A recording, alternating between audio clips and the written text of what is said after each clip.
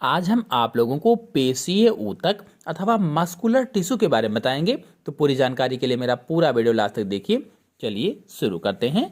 तो पेशी ऊतक लंबी, सकरी और अत्यधिक संकुचनशील पेशी कोशिकाओं का बना होता है।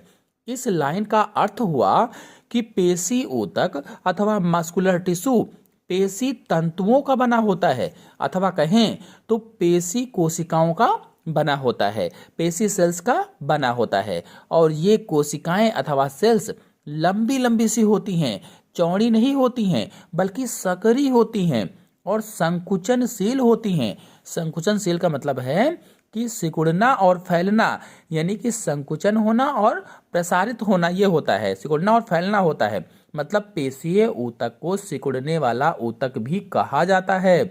यह ऊतक हमारे शरीर में मांस बनाता है, जो मांस होता है उसका निर्माण करता है, अर्थात हमारे शरीर में मांस पेशीय ऊतक होता है ये। और पेशी ऊतक की उत्पत्ति भ्रूणीय मेसोडर्म से होती है। कहाँ से? भ्रूणीय मेसोडर्म से। हम सभी जानते हैं कि जनन के 3 प्रमुख स्तर होते हैं, एक्टोडर्म, मेसोडर्म, इंडोडर्म। इनमें से जो मेसोडर्म है, इससे पेशी ऊतक अथवा मस्कुलर टिश्यू विकसित होता है। पेशी ऊतक मुख्य रूप से 3 प्रकार के होते हैं। तो स्थिति, संरचना व कार्य के आधार पर पेशी ऊतक 3 प्रकार के होते हैं। पहला, रेखित पेशी ऊतक अथवा स्ट्रेटेड मसल्स कहा जाता है, या इसे ही ऐच्छिक पेशियां भी कहते हैं, यानी वॉलेंट्री मसल्स भी कहा जाता है। फिर दूसरा है अरेखित पेशी ऊतक या नॉन स्ट्रेटेड मसल्स, अथवा इसे अनैच्छिक पेशियां भी कहा जाता है या इनवॉलेंट्री मसल्स कहा जाता है। और तीसरा है हृदय पेशियां या हृदय पेशी ऊतक या कार्डियक मसल्स कहा जाता है। तो इन तीनों के बारे में जानने से पहले पेशी ऊतक के कार्यों को समझ लेते हैं, अर्थात फंक्शन ऑफ मसल के बारे में जान लेते हैं। इसके बाद इन तीनों ऊतक के बारे में डिटेल से समझेंगे चित्र सहित। तो पहला कार्य है, पेशी ऊतक द्वारा शरीर के विभिन्न भागों में गतियां होती हैं जो जंतु चलन में सहायता करती हैं। कहने का मतलब ये है कि हमारे शरीर की जो मसल्स होती हैं वे बोन्स अथवा हड्डियों के साथ मिल करके, हड्डियों के साथ जुड़ करके चलने फिरने में सहायता करती हैं, खाने पीने में सहायता करती हैं। अर्थात हाथ पैर इन्हीं के कारण हिलाए डुलाए जा सकते हैं। किसके कारण? पेशी ऊतक के कारण, मसल्स टिश्यू के कारण। फिर दूसरा है, मांसपेशियां शरीर को सुंदर व सुडौल बनाती हैं। अब आप लोग ऐसे ही सोचिए कि यदि मांसपेशियां नहीं होंगी, हमारे शरीर में मांस नहीं होगा, तो शरीर कैसा दिखेगा? बिल्कुल अस्थिपंजर होगा, बस कंकाल जैसा दिखेगा, और आप लोग देखकर डर भी जाएंगे। इसीलिए कहा गया है कि पेशियां शरीर को सुंदर व सुडौल बनाती हैं। फिर अगला पॉइंट है, यह शरीर के उन भागों को आकार प्रदान करती हैं जहां अस्थियां नहीं होती हैं, यानी जहां पर जिन भागों में हड्डियां नहीं हैं, उन भागों में आकार प्रदान करती हैं उन अंगों को। मतलब हमारे शरीर के वह अंग जिनमें हड्डियां नहीं पाई जाती हैं, अस्थियां नहीं पाई जाती हैं, बोन्स नहीं होती हैं, वहां पर मांसपेशियां ही उनको आकार देती हैं। जैसे हृदय है, हार्ट जिसको कहा जाता है अंग्रेजी में, फेफड़े अथवा लंग्स हैं, आमाशय या स्टमक है, किडनी है, तो इनमें हड्डियां नहीं होती हैं, इसलिए मांसपेशियां ही इनको आकार देती हैं।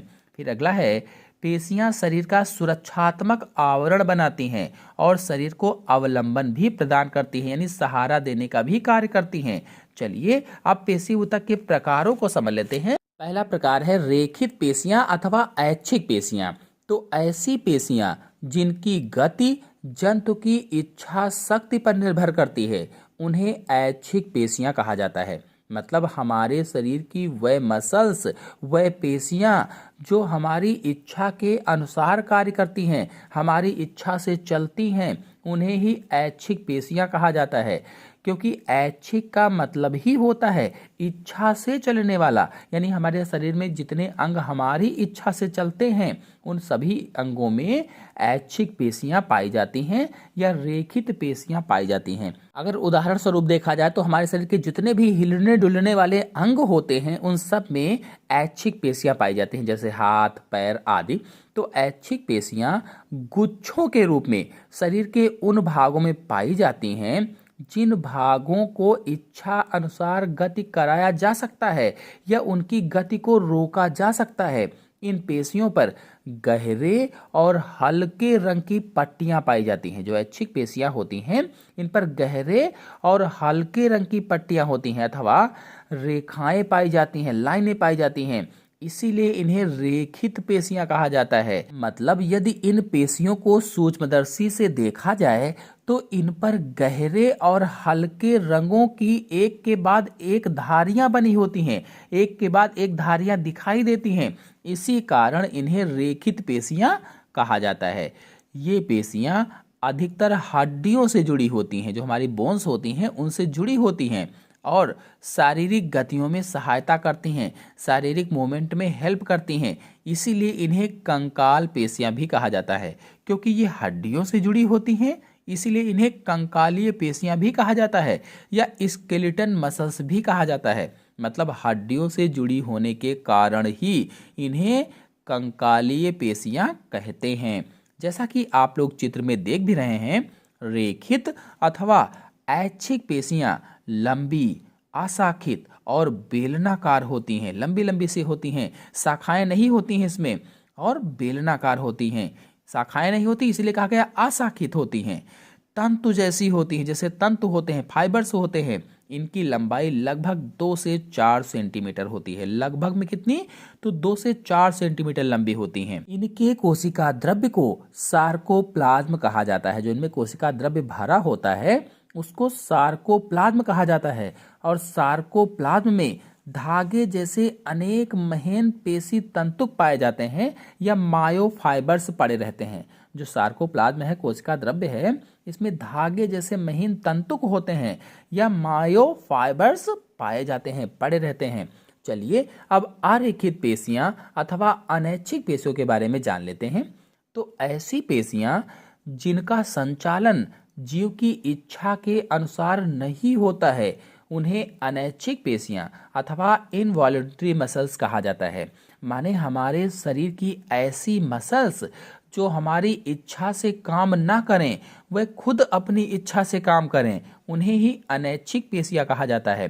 कहने का मतलब ये हुआ कि हमारे शरीर के ऐसे अंग जिन पर हमारी इच्छा नहीं चलती है, हमारा काबू नहीं होता है, उनमें कौन सी पेशियां पाई जाती हैं? अनैच्छिक पेशियां पाई जाती हैं। यानी शरीर में कुछ गतिविधियों को हम अपनी इच्छा से नहीं कर सकते हैं या इच्छानुसार शुरू अथवा बंद नहीं कर सकते हैं, उन्हें ही अनैच्छिक पेशियां कहा जाता है। जैसे आहार नली में भोजन का प्रवाह जो होता है, पित्ताशय, जनन वाहिनियों, मूत्र वाहिनियों या श्वास नली, फेफड़े, रक्त वाहिनियों की जो भित्तियां होती हैं, इस प्रकार की पेशियां इनकी भित्तियों में पाई जाती हैं। कौन सी पेशियां? अनैच्छिक पेशियां। इन पेशियों पर गहरे व हल्के रंग की धारियां नहीं पाई जाती हैं, जबकि जो रेखित पेशी थी उनमें गहरे व हल्के रंग की धारियां पाई जाती थी, इसीलिए उनको रेखित पेशी कहते थे। लेकिन जो अरेखित पेशियां होती हैं, इनमें गहरे व हल्के रंग की धारियां नहीं पाई जाती हैं, इसीलिए इन्हें अरेखित पेशियां कहा जाता है। क्योंकि अरेखित का मतलब है रेखाएं ना हो, अरेखित यानी धारियां ना हो, और धारियां नहीं होने के कारण ही इन्हें चिकनी पेशियां भी कहते हैं। चिकनी, स्मूथ।